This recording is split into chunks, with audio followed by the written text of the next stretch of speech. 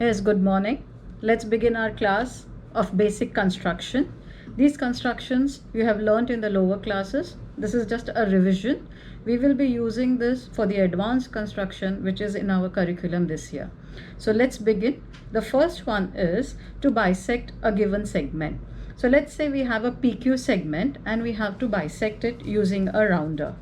The method used is that the pointer is kept on P and the pencil is pulled till its 3/4 distance between PQ and two arcs are made, one above and one below.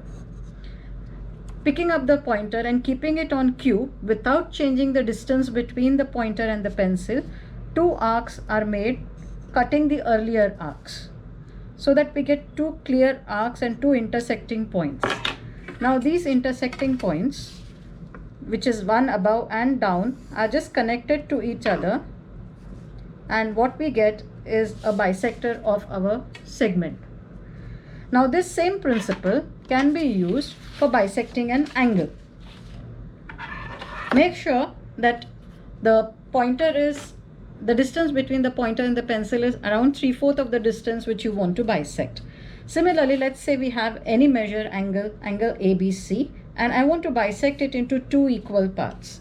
So the first principle is, with any measure between the pointer and the pencil, we cut two arcs on the two angles of the two sides of the angle, and now these becomes our basic points which will be used for making the bisector of the angle.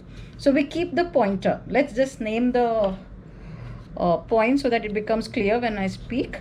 Let's say M and N are the two arcs on the sides of the angle. I keep my pointer on one point, let us say N, and I just try to measure with my pencil 3/4 distance between the 2 points and make an arc. Lifting the pointer without changing the distance between the pointer and the pencil, keeping it on the other point, I just cut the next arc intersecting the earlier arc. Now the only remaining thing is just to connect this point with the vertex B to get our bisector of the angle. Now using a protractor, if you will measure these two angles, you will find that these two angles are of exact equal measure. So I hope you have understood how we bisect a segment and an angle. Now this method can be used to divide not only into two equal parts but even in more than two. For example, like in this case, used to divide it into 4 equal parts. So first thing is you divide into 2 and then use this distance to get the two other bisectors. Similarly, even the angles.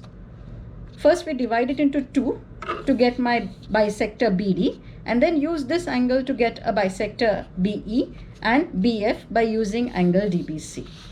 So this is how a basic bisections of a segment and angles are done.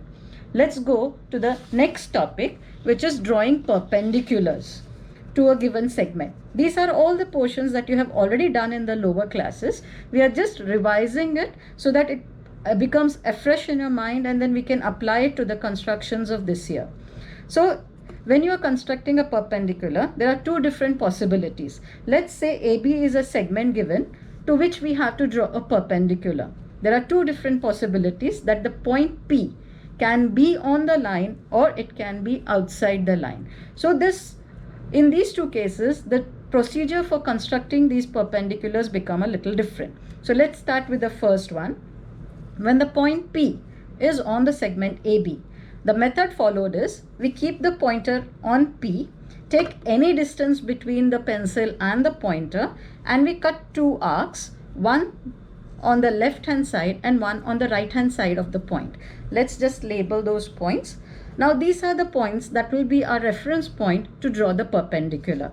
So first is we keep the pointer on N, on the point M, and we pull the pencil so that it is covering at least 3/4 distance between the 2 points M and N. Keeping this, we draw two arcs, one up and one down. Without changing the distance, we keep it on N and again cut two arcs intersecting the earlier arcs. And now we just have to join these 3 points. You will see that the two intersection points that we got and the point P will definitely be in a straight line. And now using a protractor, if you will measure this angle, you will find that it is absolutely 90 degrees or it's a perpendicular. So now we get our line L, which is perpendicular to AB. So this is the method followed when the point is on the line. Now the next method is when the point is outside the line. Here also we would be definitely interested in getting these two arcs, how we got in the earlier case. But since the point is outside, getting this arc method is slightly different. Again, we keep the pointer on P and we pull our pencil down so that it is little below the line, and now we cut two arcs by keeping the pointer on P. Now we have got our two arcs which we got in earlier case also, and now these are our reference points for drawing the perpendicular. As earlier, same method, we keep the pointer on M, pull so that we have at least 3/4 distance between the two arcs, and now we are going to make only one arc down. We will not make any arc up because we already have a fixed point P from where we want to draw the perpendicular. So there is no need to draw an arc up. It's only required at the bottom. Now, without changing the distance between the pointer and the pencil, we keep it on N and cut the earlier arc. So we got 2 points, one P which is already a fixed point and one intersection point, and we just have to connect it. And now this becomes our perpendicular to the given line when the point is outside. Now in this case, the point was right in middle of AB, so hence it was easy for me to draw the two arcs. In case the point is somewhere on a side, and when you try to draw an arc, maybe one arc goes out of the line, it doesn't matter, like in this case, you just can extend the line using a pencil and follow the same procedure. So this is the two methods of drawing perpendiculars. One, when the point was on the line, we just cut two arcs and do our intersection. Same two arcs we require when the point is outside the line. So I hope you have understood these two constructions of perpendicular. Now let's go on to the next very important construction that we will be using this year, is when an angle is given. For example, let us say PQR is any angle given, and we have to construct one more angle which is exactly equal in measure to this angle PQR without using a protractor. We just have to use a rounder for it. So how do we do it? So let's say PQR is the given angle. So first step is we draw a base of the angle that we want. It can be of any length. Length doesn't matter when two angles are congruent.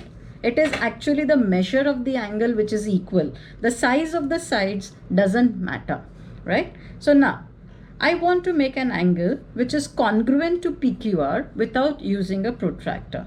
Same method we will be using of arc. So the first step that we do is we keep the pointer on Q, which is of the given angle, and any measure between the pencil and the pointer, we cut two arcs. And lifting the pointer, keeping it on B, and we make a arc of the same measure. Now let's give them some names so that it becomes easier when I speak. Let us say, let's give it Z. So now, what is the purpose of doing this is, this gives us an exact point from Q. So we know QN and BZ are equal in measure. So from this point, if I will measure this angle, and if I do the same thing here, I will be definitely sure that I will get an angle of same measure. That is the purpose why we make this arc. Next step is we keep the pointer on this point N and we try to measure this angle. That is, we try to bring the point on this point M. Like this. This is how it should be. Pointer is on N and pencil is on M. Now this distance between my rounder, my pointer and my pencil is giving the exact measure of this angle, the one which was already given.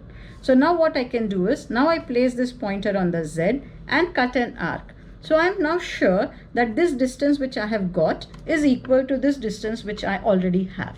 So now when I will connect these points,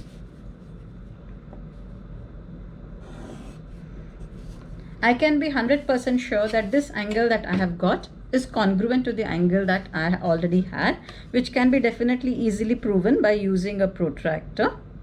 Now this angle is 58 degrees and this angle 2 is 58 degrees. So this is how congruent angles are made without using a rounder. So the first assignment that the class would be getting would be based on these basic construction principles that we have learned today. First one being bisecting a segment into 2, 4 or more parts, bisecting an angle. Next is drawing perpendicular when the point is on the line and when the point is outside the line. And last being drawing congruent angles without using a protractor. Thank you.